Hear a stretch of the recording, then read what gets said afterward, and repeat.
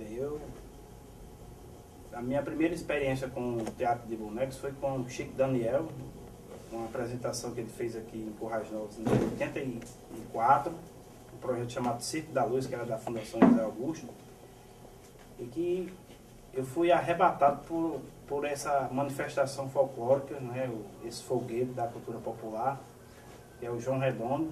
Até então eu não conhecia, e a partir daí eu criei essa vontade sempre de estar assistindo, vendo alguma coisa sobre o João Redondo. Em 96 a gente criou um grupo que não durou muito tempo, né, com o Adriano dos Santos, num projeto que a gente tinha de resgate da cultura popular e dos folguedos, das manifestações folclóricas do Nordeste.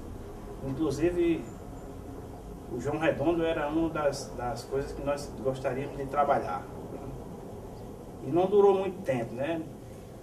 E se acabou devido ao trabalho, outras questões pessoais, né?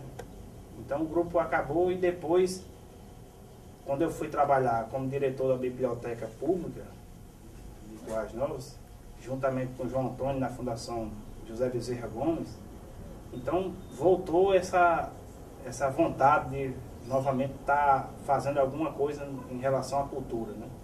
E foi lá que eu conheci Francinaldo, né? Já conhecia assim de amizade, mas a gente se integrou mais nesse período, em 2007, né?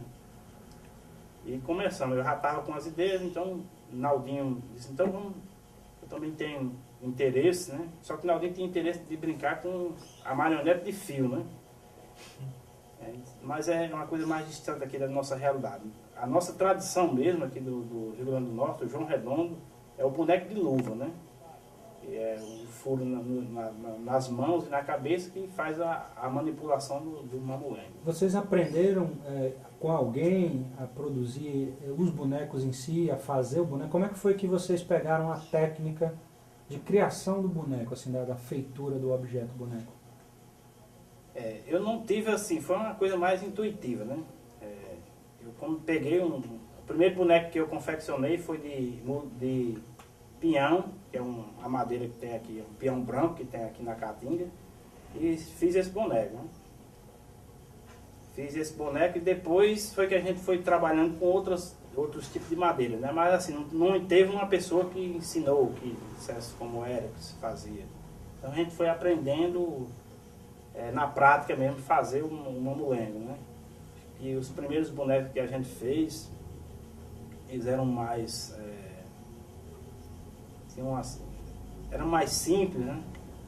E depois que a gente mais rústico, depois a gente conheceu outros mamulengueiros também, por exemplo, Raul do Mamulengo, que é lá do Natal, e ele tem um trabalho muito rebuscado no mamulengo.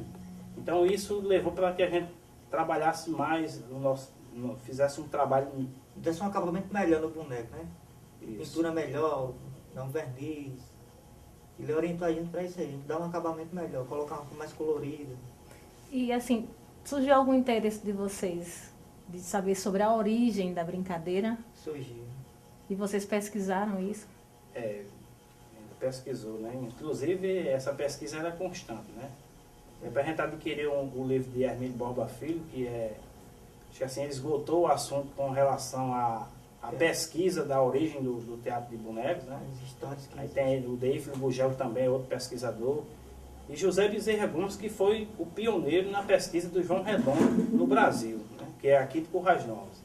Inclusive, em 1951, ele levou bastos do João Redondo, que era um brincante aqui de Currais Novos, para o primeiro congresso de folclore brasileiro, que foi realizado na capital federal, na época Rio de Janeiro, né, em 51.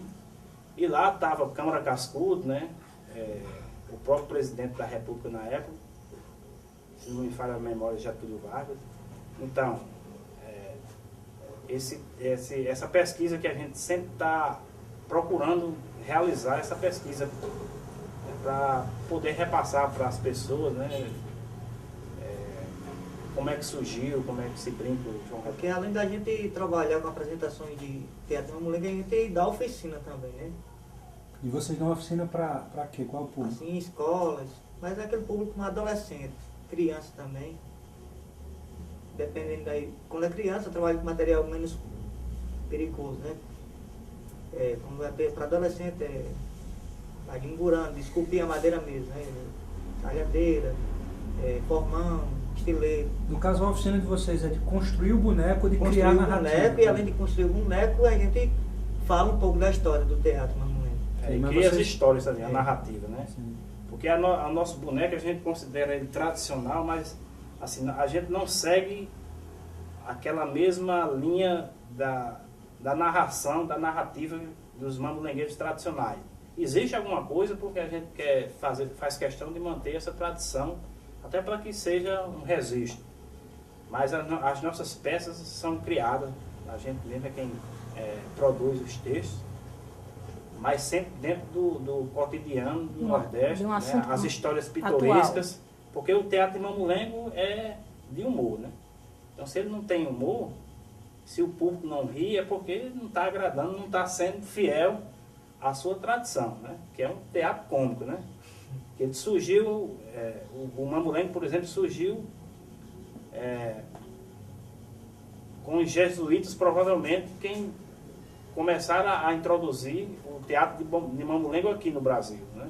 Mas era o teatro de mamulengo para catequizar, né, os índios, para eles poderem dominar, né, os índios, né? E daí vem a palavra presepeiro, né, que é o sujeito gaiato, que gosta da galhofa, mas que vem do presépio, né, quando ele se tornou profano, o teatro de bonecos, e saiu dos átrios das igrejas e ganhou as feiras, e daí ele ganhou esse caráter mais popular. Então, o nosso trabalho está voltado justamente para isso, né? Para as histórias pitorescas da região do Nordeste, sem querer estereotipar, né? A gente retrata uma realidade, né?